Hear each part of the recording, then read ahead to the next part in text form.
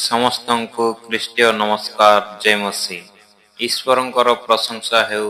ସମସ୍ତଙ୍କୁ ୱେଲକମ୍ କରୁଛି ମୁଁ ପଥ ସତ୍ୟ ଓ ଜୀବନ ୟୁଟ୍ୟୁବ୍ ଚ୍ୟାନେଲରେ। ଆଜି ମୁଁ ଆଉ ଗୋଟେ ବହୁତ ସୁନ୍ଦର ବାକ୍ୟ ନେଇ ଆସିଛି ଆପଣମାନଙ୍କ ନିକଟକୁ। ପ୍ରସଙ୍ଗ ହେଲା ମନ ପରିବର୍ତ୍ତନ କର କାରଣ ସ୍ୱର୍ଗ ରାଜ୍ୟ ସନ୍ନିକଟ।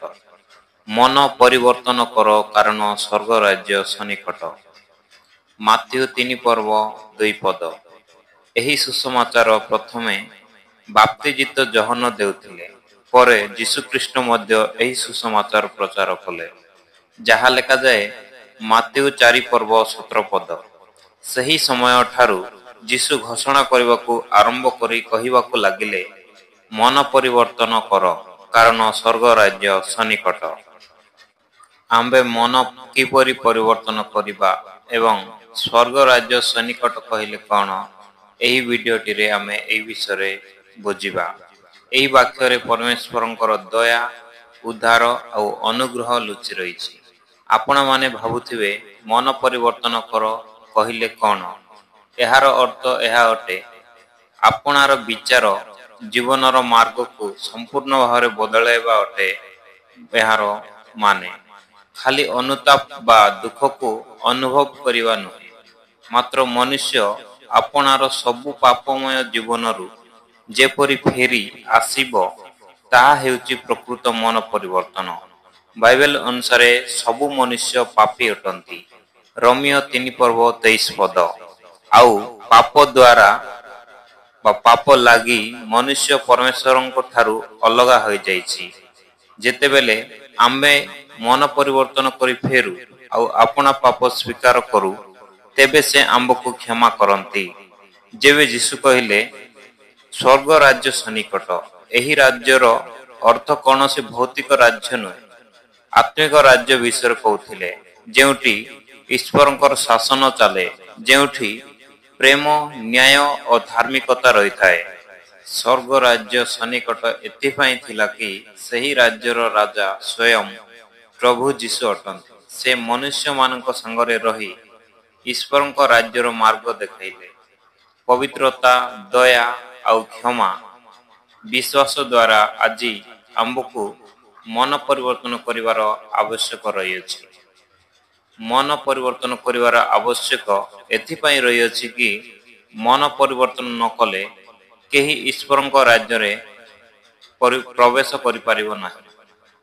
ଯୀଶୁ କହିଲେ ମାଥ୍ୟୁ 18 ପର୍ବ 3 ପଦରେ, ମୁଁ ତୁମମାନଙ୍କୁ ସତ୍ୟ କହୁଅଛି, ତୁମ୍ଭେମାନେ ଫେରି ସାନ ପିଲା ପରି ନ ହେଲେ କୌଣସି ପ୍ରକାରେ ସ୍ୱର୍ଗ ରାଜ୍ୟରେ ପ୍ରବେଶ କରିପାରିବ ନାହିଁ।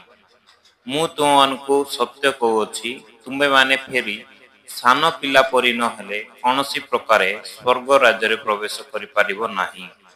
ପାପ ମନୁଷ୍ୟକୁ ଈଶ୍ୱରଙ୍କ ଠାରୁ ଅଲଗା କରେ, କିନ୍ତୁ ଯେବେ କୌଣସି ମନୁଷ୍ୟ ମନ ପରିବର୍ତ୍ତନ କରି ଫେରି ଆସେ, ତେବେ ସେ ଈଶ୍ୱରଙ୍କ ସହିତ ପୁନର୍ବାର ସମ୍ପର୍କ ସ୍ଥାପନ କରିଥାଏ।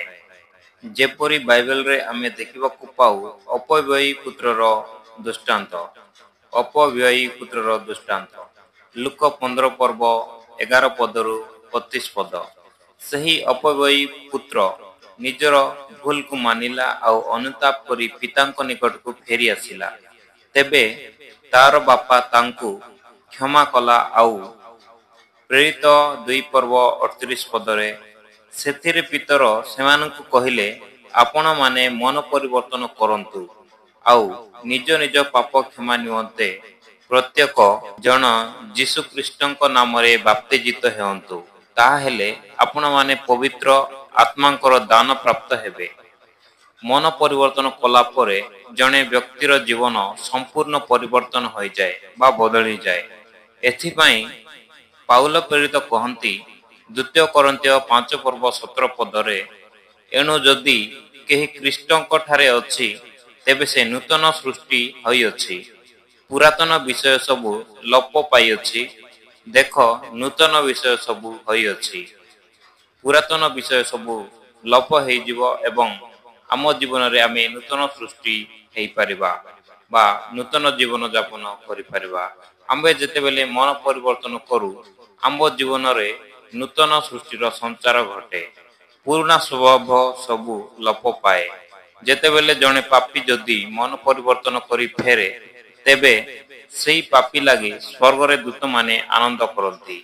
ଏହି ଭିଡ଼ିଓଟିକୁ ଶେଷ ପର୍ଯ୍ୟନ୍ତ ଦେଖିଥିବାରୁ ଧନ୍ୟବାଦ। Praise the Lord, God bless you. Amen.